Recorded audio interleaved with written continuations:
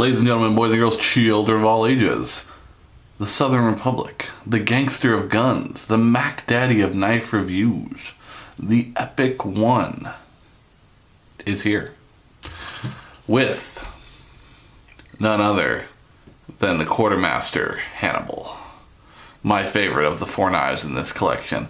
Hopefully you saw my little demo video of all 4 blades that I put out last night.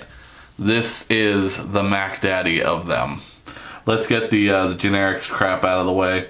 We have a 5-inch blade with a 6-inch handle for an overall 11-inch knife. I mean, bacow, dude, that is crazy awesome. It is a reverse Tonto made up of a CPM 154 with a 0.75 0-inch blade thickness. So that's 3/4 of an inch thick at many areas. That's really crazy cool, dude. And of course, CPM 154, we all know is made in America with a hard Rockwell hardness of 58 to 60.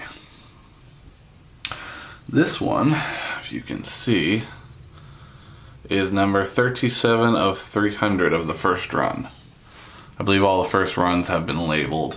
This is a liner lock. It's what they call a subliminal liner lock because it doesn't look like it, but it's right here. So it's a subliminal liner lock. Now it's got 3 deployment thumb studs, although I find it kind of hard to deploy using those. It does have this nice little flipper right here that screams out that 5-inch blade. I'm not gonna lie to you guys, this bad boy is friggin' heavy. This is just shy of 12 ounces in a pocket knife. That is a big old knife in your back pocket. We got the clip on it. It is tip up carry only, ambidextrous right or left. I think my only pet peeve about that is I would have liked to have seen this as a tip down carry. Similar to the Spyderco military. Because of the length of it, the tip down carry allows for easier deployment when removing it. So with this, you'd have to draw it, get to that flipper, and then get it out, which I could see being slightly slow if you really had to get this bad boy out there. But that being said, I still think this is a hell of a knife. Now, let me find the box for it. So, Mr. Knife Guy has these all 4 available. As you can see right here, the Quartermaster, provided by Mr. Knife Guy. He is retailing this for $159 even, plus tax.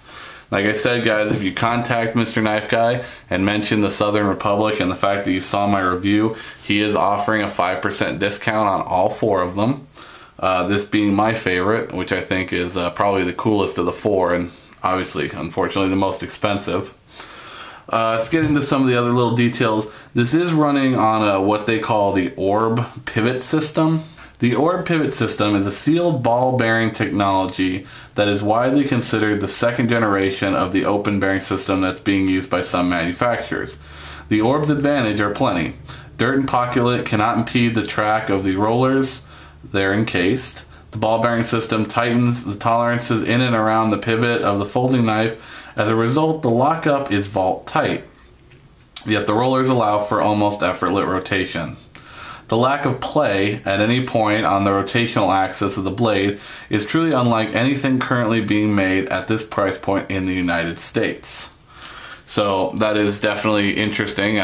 So currently it's a sealed ball bearing system in here that allows for that very nice rotation. I was able to do it without having to flip anything. You just get it out there. Hold on. There you go. You don't even have to use the flipper or the thumb stud, but you can get it out there, and it definitely deploys nicely. I got to admit though, this one, the little tiny, the Murdoch, really deploys beautifully too. I mean, that's just beautiful little deployment there. Now the face, on the other hand, is a little bit tougher because it's just kind of like an awkward in the middle size. It's not quite the tiny one, but it's not quite the big ass Hannibal that we got here. So it's definitely interesting. I really do like the way they did the liners. As you can see, It's actually an exposed liner, and if you can tell in there, it has been milled to try to reduce some of the weight, although at 12 ounces, this is still a beefy mother of a knife.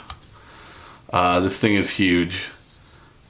Like I said, it's a 6 inches closed, 11 inches open, 5-inch blade.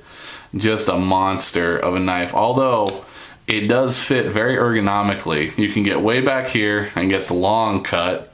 You can get right here in the middle for just a regular fighting cut. You can even really choke up and get a really good grip if you have to do some whittling work or if you need to get some shimming done. So you have several options. Also, you have a really nice reverse grip that allows for fighting.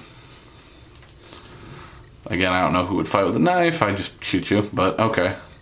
I do like the pocket clip. It definitely would carry nice and deep, give you just a little bit sticking out there, which isn't bad to be able to grip and pull. There is no lanyard hole per se on this knife, but if you look where the blade ends, you could actually just wrap your lanyard right around that pillar, and that could be your lanyard for pulling deployment. As you can see, it is complete pillar design, so it's all open, which makes it easier for cleaning out pocket lint and any good garbage that you might get in there if you're really using this. I would really think that this would probably be really good for chopping small wood, although I don't think you could baton with this because of these multiple thumb studs, I guess they are. I don't know if they're aesthetic or if they're just there. I'm not entirely sure what the point of them is, although the jimping is definitely good. It's definitely very aggressive on your thumb. With a glove, that would probably be really good, although not hugest fan of jimping. You know, I have a good grip on it, I'm generally fine. So again, this is the Quartermaster. What is this? This is the Quartermaster Qtr-4, the Hannibal. So like I said, contact Mr. Knife Guy. Runs $159 with 5% off if you contact Mr. Knife Guy and order yours, or call him directly. Phone number is on the screen. As always, Semper Fi. Have a good day.